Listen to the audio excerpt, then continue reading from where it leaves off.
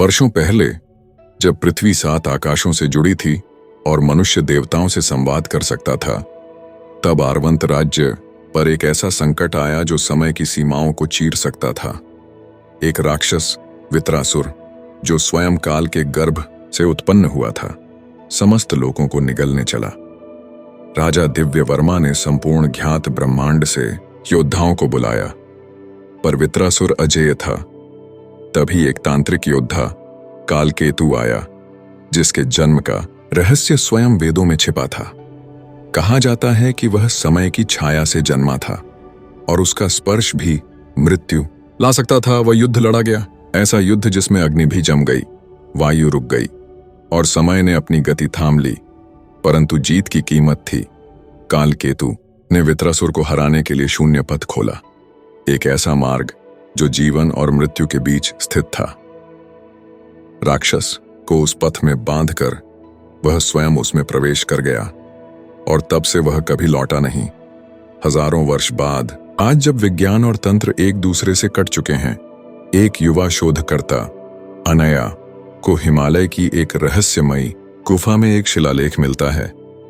जब सृष्टि थमे और छाया सूर्य से बोले, शून्य पथ फिर खुलेगा और रक्षक लौटेगा। अनया, जो अपने खोए हुए पिता की खोज में थी, शिलालेख के पीछे के रहस्य को समझने निकल पड़ती है। हर कदम पर उसे एक अदृश्य शक्ति महसूस होती है, जैसे कोई उसकी रक्षा कर रहा हो। वो नहीं जानती कि उसकी रगों में वही रक्त बहता है जो कालकेतु का था। अनया की यात्रा हिमालय की गुफा से शुरू होती है, जहां उसे शून्य पथ के रहस्यों का संकेत मिलता है। शिलालेख के बाद उसने एक पुरानी तांत्रिक किताब का भी पता लगाया था, जो उसके पिता की थी। किताब के पन्ने उसके लिए एक नई दुनिया के द्वार खोल रहे थे, जिसमें वेद, तंत्र और ब्रह्मांड के अदृश्य नियम समाहित थे। एक दिन गुफा में गहरे अंधेरे में अनया को एक प्राचीन तंत्रिक सूत्र मिलता है, जो शून्य पथ को खोलने का तरीका बताता है। सूत्र में लिखा था, जब अंधेरा सबसे गहरा हो और चुप्पी के भीतर एक आवाज गूंजे, तब शून्य पथ के द्वार खुलेंगे। वह सोचती है, क्या यह वही रास्ता है जो मेरे पिता ने खोजा था? साथ ही उसके दिल में एक खटका भी था, क्या वह सही रास्ते पर चल रही है? अनया गुफा के गहरे हिस्से में जाती है, जहां एक प्राचीन तंत्रिक मंडल बना हुआ था। उसने पुस्तक में दिए गए निर्देशों के अनुसार उस मंडल में कुछ विशिष्ट संकेत किए। अचानक हवा में ठंडक का एहसास हुआ और गुफा की दीवारों से एक हल्की सी आवाज आने लगी, जैसे कोई पुराना द्वार खुल रहा हो। इसके बाद जैसे ही वह मंडल के भीतर कदम रखती है, वह अपने आसपास की पूरी दुनिया को बदलता हुआ महसूस करती है। घना अंधेरा, बर्फीली हवा और छाया की तरह एक आकृति सामने आती है। वह आकृति एक समय का रक्षक कालकेतु थी, जो स्वयं शून्य पथ में बंधा हुआ था। कालकेतु की छाया के रूप में उसकी आंखों में असीमित समय और अनंत शक्ति थी। अनया ने डरते हुए कहा, तुम वही हो जो शिलालेख में था? उसने धीमे से उत्तर दिया, हाँ, मैं वही हूं, लेकिन समय ने मुझे अपनी पहचान छीन ली है। अब मेरा एकमात्र उद्देश्य है शून्य पथ को बंद करना। अनया हिलते हुए बोली, पर तुम यहां क्यों हो? तुम्हारे बाद यह पथ क्यों नहीं बंद हुआ? कालकेतु की आवाज गहरी, जैसे किसी पुराने समय से आई हो, क्योंकि इस पथ का संबंध केवल मेरे अस्तित्व से नहीं, बल्कि तुम्हारी यात्रा से भी जुड़ा है। अगर तुमने इसे ठीक से समझा तो तुम मुझे मुक्त कर सकोगी। लेकिन अनया को यह सही नहीं लग रहा था। क्या वह सचमुच कालकेतु को मुक्त करना चाहती थी, या फिर उसे उसी शून्य पथ में बंधा छोड़ देना चाहिए था? उसे एक नई दुविधा का सामना था। क्या वह उस रहस्यमयी अस्तित्व को मुक्त करेगी, या उसे फिर से बंद कर देगी, ताकि कोई और समय से छेड़छाड़ न कर सके?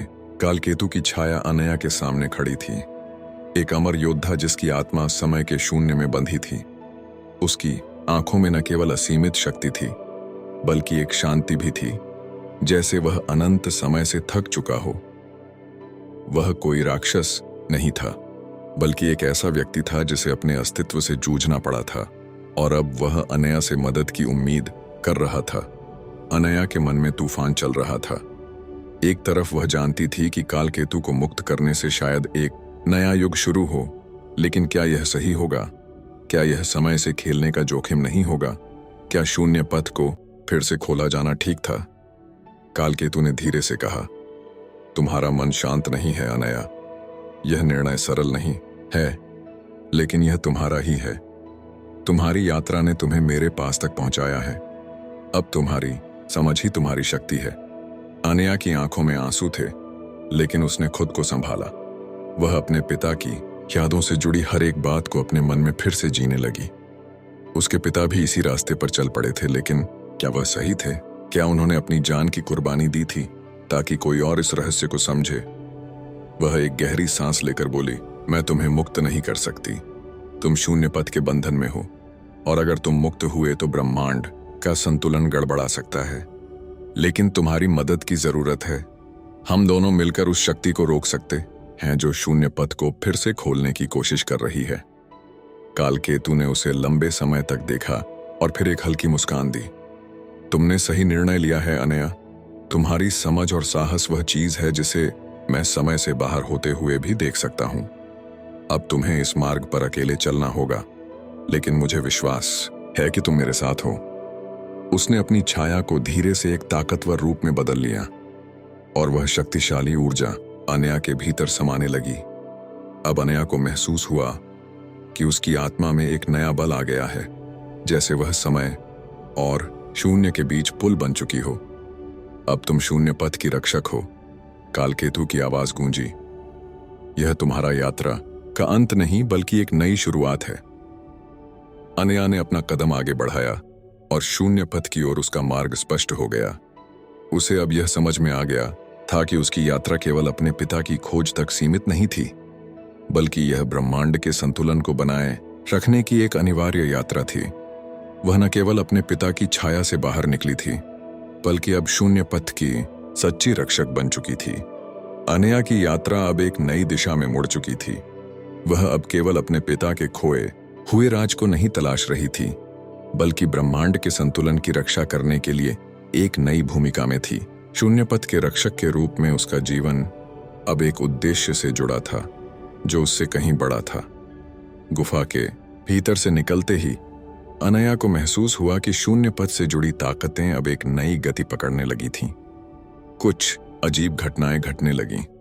पेड़ पौधे उखड़ने लगे, आकाश में रहस्यमयी रंगों के छींटे बिखरने लगे, और आसपास का वातावरण अस्वाभाविक रूप से विकृत होने लगा, जैसे कोई अदृश्य शक्ति शून्य पथ के द्वार को फिर से खोलने की कोशिश कर रही हो। यह नहीं हो सकता, अनया ने गहरी सांस लेते हुए कहा। शून्य पथ को फिर से खोलने का मतलब है समय और अस्तित्व के नियमों को तोड़ना। मैं इसे नहीं होने दूंगी। उसे महसूस हो रहा था कि यह केवल एक सामान्य शक्ति नहीं, बल्कि एक अंधेरे देवता का प्रयास था, जो शून्य पथ के जरिए अपनी सत्ता पुनः स्थापित करना चाहता था। इस शक्ति का नाम था काल नरक, जो प्राचीन काल में शून्य पथ के मध्य से उत्पन्न हुआ था और जिसे हर कोई भूल चुका था। वह एक समय का देवता था, लेकिन शून्य पथ की शक्ति से वह स्वयं को एक कैदी महसूस करता था। इसलिए उसने अपनी महाशक्ति को पुनः पाने के लिए शून्य पथ को फिर से खोलने का प्रयास किया था। काल नरक, अनया ने मन ही मन कहा, तुम्हें कभी नहीं मिलेगा वह शक्ति जो तुम ढूंढ रहे हो। मैं इसे रोकूंगी। अनया ने शून्य पथ के सूत्रों को फिर से एकत्र किया जो वह गुफा से लेकर आई थी। उसे हर कदम पर काल नरक की ताकत का एहसास हो रहा था।